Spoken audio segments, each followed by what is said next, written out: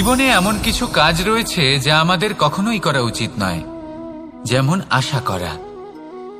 যদি আপনি আশা করেন আর আপনার আশা পূর্ণ না হয়, আপনি খুবই কষ্ট পাবেন।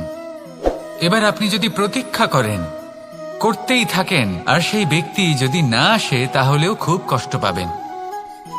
আর হলো তুলনা।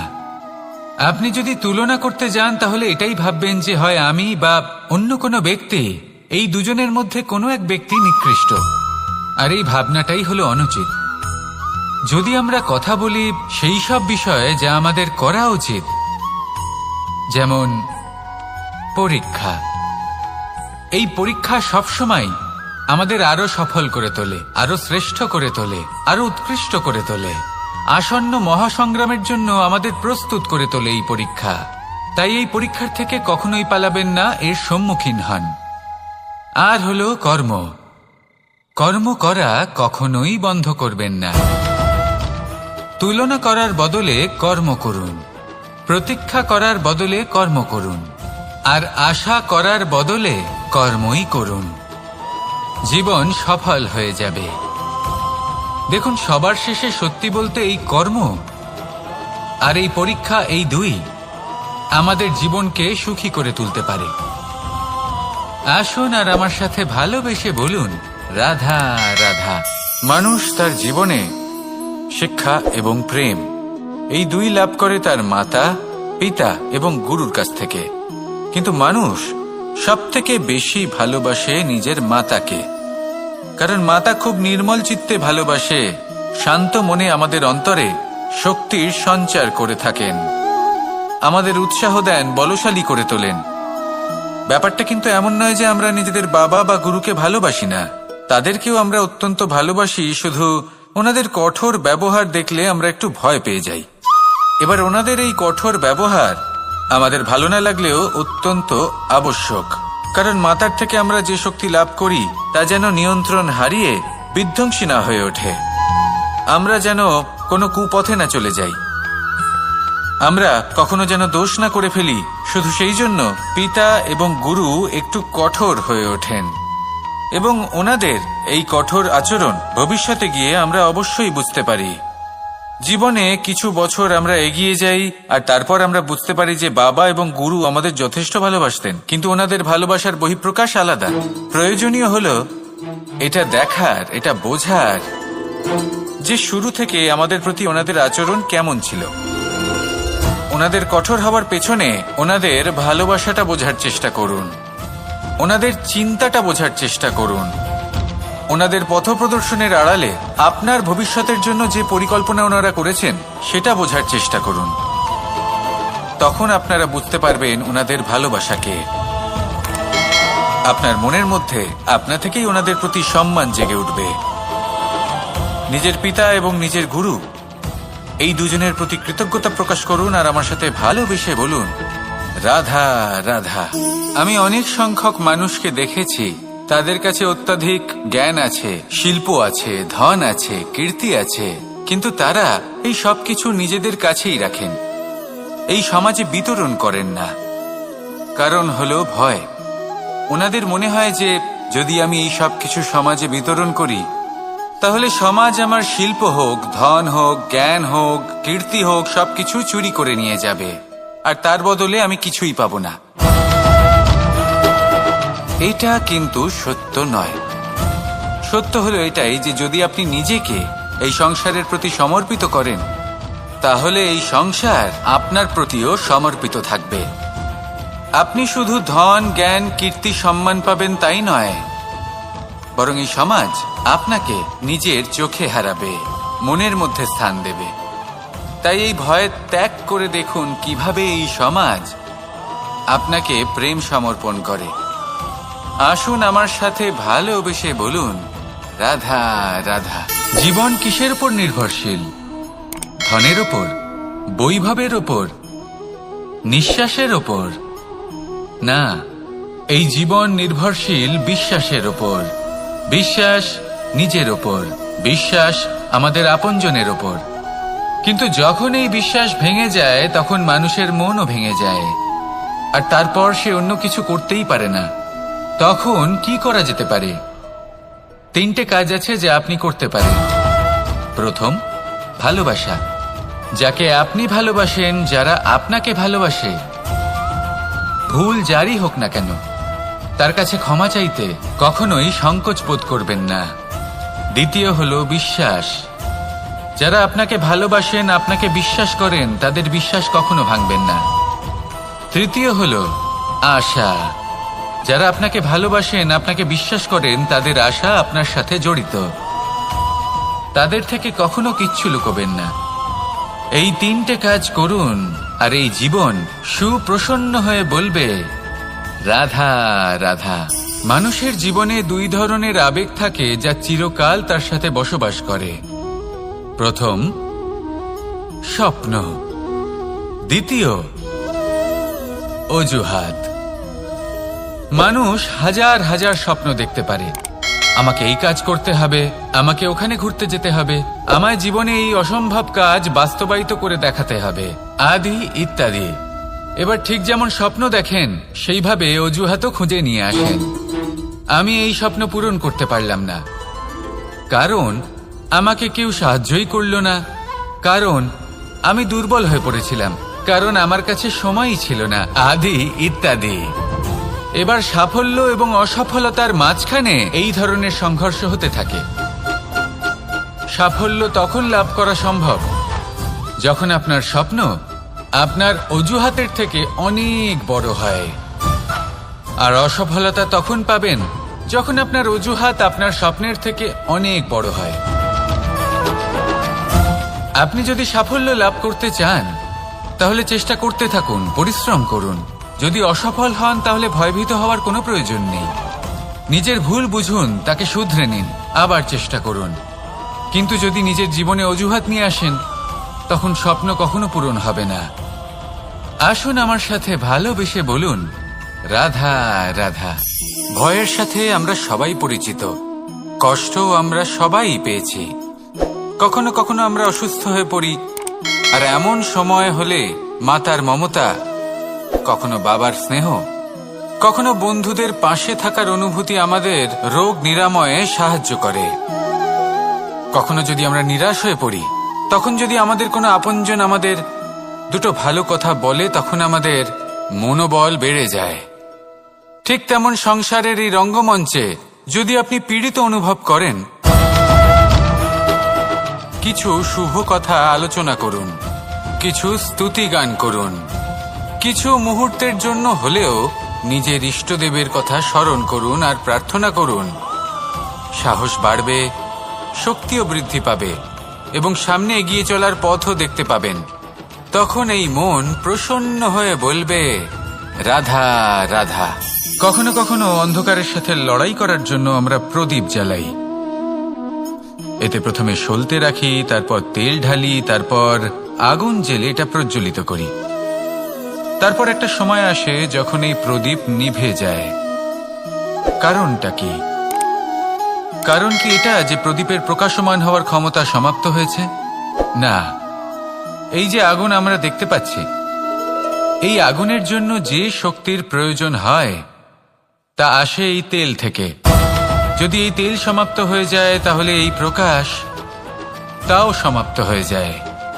আর আমাদের জীবনে এই তেল হলো আমাদের কর্ম, আর এই আগুন আর এর দ্বারা উৎপন্ন হওয়া প্রকাশ আমাদের ভাগ্য। যত আমাদের কর্ম ক্ষীণ হতে থাকবে, আমাদের ভাগ্য সৌভাগ্য কোথাও না কোথাও লুপ্ত হয়ে যাবে। যে উজ্জ্বল ভবিষ্যৎ আমরা চাইছি, তা কখনো লাভ করতে পারবো না যদি কর্ম না করি। ঠিক যেমন তেল ছাড়া অগ্নি উৎপন্ন হয় না, তেমনি কর্ম ছাড়া সৌভাগ্য হয় না। আর যেমন কর্ম তেমন ভাগ্য। তাই সবসময় কর্ম করতে থাকুন, কর্ম করা থামাবেন না। আর আমার সাথে ভালোবেসে বলুন, রাধা রাধা। জীবনে তিনটি বিষয় আছে, তিনটি বস্তু আছে, তারা যেন আপনাকে কখনো বশে না করে নিতে পারে। প্রথম হলো ধন। ধন যতক্ষণ আপনি ব্যবহার করতে থাকেন, যতক্ষণ তা আপনার কাজে আসছে, ততক্ষণ ঠিক আছে, এই ধন আপনার কাছে অমৃত। কিন্তু যখন এই ধন আপনাকে ব্যবহার করতে শুরু করে, বুঝে যাবেন যে আপনার পতনের সময় শুরু হয়েছে। দ্বিতীয় বিষয়, ফেলে আসা অতীত। যাই করুন, আপনি অতীত পাল্টাতে পারবেন না। আর এই সত্যিটা আপনিও জানেন, কিন্তু তাও এর বশবর্তী আমরা হয়ে পড়ি। আর যখন তাই হয়, তখন এই সংসারে আমরা যেখানেই যাই না কেন, যত বড়ই সুখ লাভ করি না কেন, সেই সব আমাদের কাছে তিক্ত বলে মনে হয়। তৃতীয় বিষয়, আপনার আশেপাশের মানুষ ভিন্ন ভিন্ন ধরনের মানুষ হয়, যাদের চিন্তা ভাবনা এবং দৃষ্টিভঙ্গি ভিন্ন ভিন্ন প্রকারের। যদি এদের বশবর্তী আপনি হয়ে পড়েন, তাহলে কেউ বলবে এটা করো, এটা ভালো, কেউ বলবে এটা করো না, ওটা করো, ওটা ভালো কাজ, কেউ বলবে এই দুটোই করো না, অন্য কিছু করো। এই কথাগুলিতে আপনি এতটাই জড়িয়ে পড়বেন যে আপনি লক্ষ্যভ্রষ্ট হয়ে পড়বেন। তাই এই 3 বিষয় থেকে সাবধানে থাকবেন। যদি কোনো কিছু বশ করতে হয়, তাহলে আপনাকে বশ করতে হবে আপনার আজকে, নিজের বর্তমানকে। এটা খুব প্রয়োজনীয়। এটা ভাববেন যে এই সময়ের সদ্ব্যবহার আমি কিভাবে করব, সময়কে শাসন কিভাবে করব, ওই কর্ম কিভাবে করব যাতে ভবিষ্যতে কখনো আমার আফসোস না হয়, বরং এই সংসার আমাকে নিয়ে গর্ব করবে, সেই কর্ম করুন। আর যখন আপনি এটা শিখে নেবেন, তখন আপনি নিজেই নিজেকে প্রকৃত অর্থে ভাগ্যশালী করে তুলবেন। আসুন আমার সাথে ভালোবেসে বলুন, রাধা রাধা। অনেক সময় আমরা কারোর নীরবতাকে তার দুর্বলতা ভেবে বসি। হতেই পারে সেই ব্যক্তি উত্তর দিতে চাইছেন না, হতে পারে অন্য কোনো কারণ আছে যা আমরা বুঝতেই পারছি না। সেই জন্য তাকে দুর্বল ভেবে নেওয়া অনুচিত। দেখতে গেলে এই বিশাল সমুদ্র এও কিন্তু নীরব, শান্ত হয়। কিন্তু যখন সে রুদ্র মূর্তি ধারণ করে, তখন কি হয়? সমগ্র সংসারকে বিনাশের পথে নিয়ে যায় এই সমুদ্র, প্রলয় সৃষ্টি করে। সেই জন্য কারোর সহ্য শক্তিকে দুর্বলতা বলে মনে করবেন না, কারণ যদি এই নীরবতা নিজেকে ভেঙে বেরিয়ে আসে, তাহলে তা বিনাশের সমস্ত সীমা পার করে যেতে পারে। তাই এই নীরবতাকে সবসময় বুঝুন, সবসময় একে সম্মান করতে শিখুন, আর আমার সাথে ভালোবেসে বলুন, রাধা রাধা। কখনো কোনো চাতক পাখিকে দেখেছেন? কথায় আছে যে বছরে মাত্র একবার সে তার তৃষ্ণা মিটিয়ে থাকে, আর তাও আকাশে ভেসে থাকা মেঘের দ্বারা ঘটানো বৃষ্টির জলের ফোঁটা থেকে। আর কোথাও থেকে সে তার তৃষ্ণা পূরণ করে না। সারা বছর সে নিদারুণ গরম সহ্য করে, তীব্র শীতও সহ্য করে, শুধু এই আশা নিয়ে যে বছরে একবার অন্তত সেই মেঘের ঘন ঘটা হবে, বৃষ্টি হবে, আর সে তার তৃষ্ণা নিবারণ করবে। এটা আসলে কি? এটা আসলে বিশ্বাস। সেই বিশ্বাস যে বছরে একবার সেই মেঘ আসবে তৃষ্ণা নিবারণ করতে।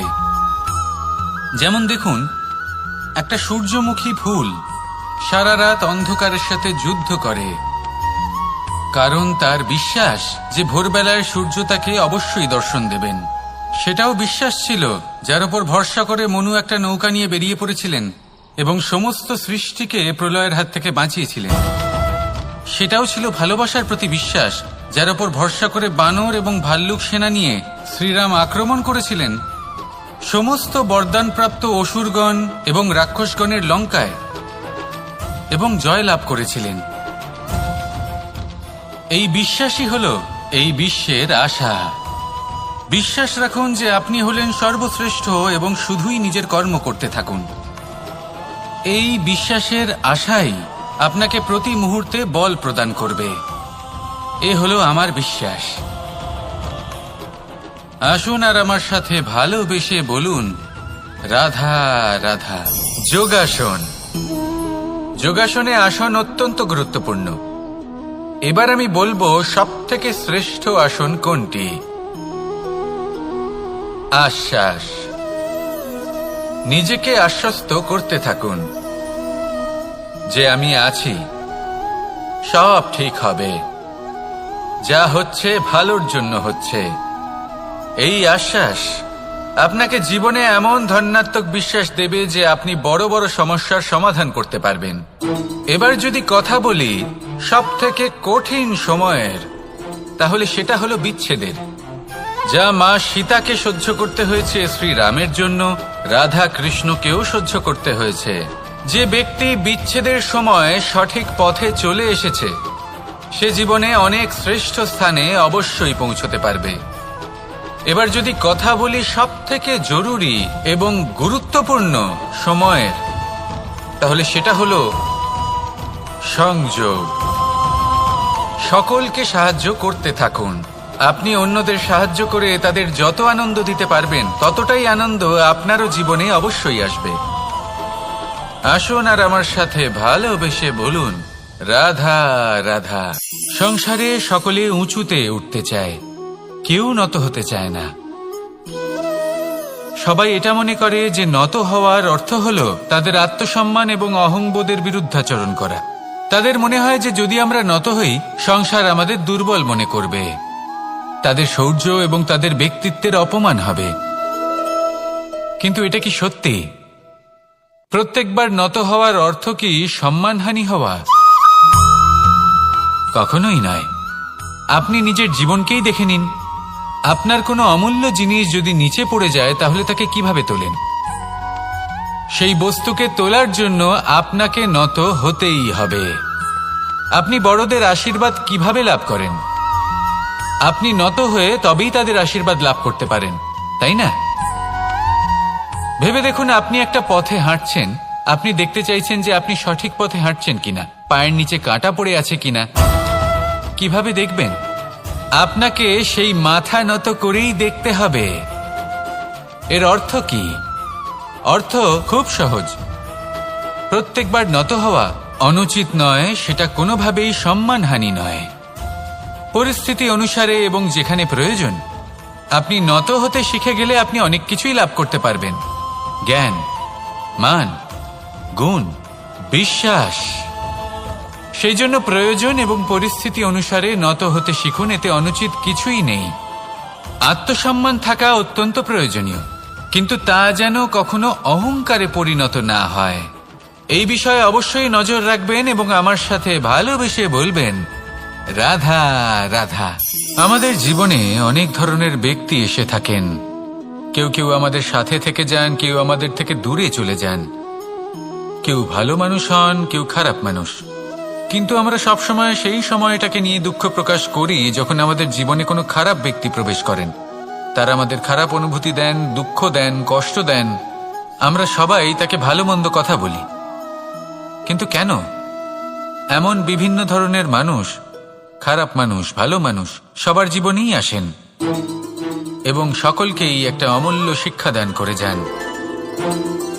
এবার আপনি নিজেই ভেবে দেখুন, জীবনে যখন প্রথমবার আপনি আগুন স্পর্শ করেছিলেন তখন আপনি একটা শিক্ষা লাভ করেছিলেন যে আমাকে আগুনের থেকে একটু দূরে থাকতে হবে। তারপর আস্তে আস্তে আপনি শিখলেন যে কিভাবে এই আগুনকে নিয়ন্ত্রণে রাখতে হবে। তারপর আপনি শিখলেন যে কিভাবে নিজের জীবনে তাকে প্রয়োগ করতে হবে, তা সে অন্ধকারে প্রকাশ লাভ করার জন্য হোক বা খাবার বানানোর জন্য। সেইভাবেই কোনো খারাপ ব্যক্তি যখন আপনার জীবনে আসে কোনো শিক্ষা দিয়ে যান, তার প্রতি কৃতজ্ঞ থাকুন। তার বিষয় খারাপ ভাবার বা খারাপ অনুভূতি নিয়ে থাকার কোনো প্রয়োজন নেই। সেই শিক্ষা লাভ করুন, ইতিবাচক মনোভাব নিয়ে জীবনের সামনে এগোতে থাকুন। কেউ নেই যিনি আপনাকে বাধা দিতে পারেন। আসুন আমার সাথে ভালোবেসে বলুন, রাধা রাধা। অনেক সময় আমরা জীবনে অনেক মানুষকে এমন বলতে শুনে থাকি যে আমি অসফল হয়েছি কারণ আমার সময় ভালো যাচ্ছিল না। আমি এই জিনিসটা লাভ করতে চাইছিলাম কিন্তু করতে পারলাম না কারণ আমার সময়টা ভালো যাচ্ছিল না। আমি আমার জীবনে ওই মহান কাজটা করতে চাইছিলাম কিন্তু করতে পারলাম না। কেন? কারণ আমার সময়টা ভালো যাচ্ছিল না। কিন্তু যে মুহূর্তে ভালো সময় আমার জীবনে আসবে আমি সব কিছু প্রাপ্ত করব। এমন প্রায় প্রত্যেকেই বলেন। আসুন একটা কথা বোঝা যাক। একজন মালিকে দেখুন, সে প্রত্যেক দিন গাছের সেবা করে, তাকে জল দেয়, তার যত্ন আত্তি করে। কেন? প্রত্যেক দিন সেই গাছ ফল দেয় না। সঠিক সময় এলে তবেই সেই গাছ ফল দেয়, কিন্তু প্রত্যেক দিন মালি তার সেবা করে, তাকে যত্ন করে। শুধুমাত্র তখন করে না যখন সেই গাছ ফল দিতে সক্ষম। আর যদি মালি গাছের যত্ন প্রতিদিন না করে তাহলে হয়তো সেই গাছ ফল দিতেই পারবে না। এটাই হলো আমাদের জন্য একটা শিক্ষা। যখন সময় আমাদের জন্য অপেক্ষা করে না, তখন আপনি সময়ের জন্য কেন অপেক্ষা করছেন? ভালো সময়ের জন্য অপেক্ষা করবেন না। ভালো এবং শুভ কর্ম দ্বারা ভালো সময়কে নিজের কাছে টেনে আনুন। নিরন্তর কর্ম করুন, পরিশ্রম করতে থাকুন। শুভ সময় আপনা থেকেই আপনার কাছে আসবে। আসুন আমার সাথে ভালোবেসে বলুন, রাধা রাধা।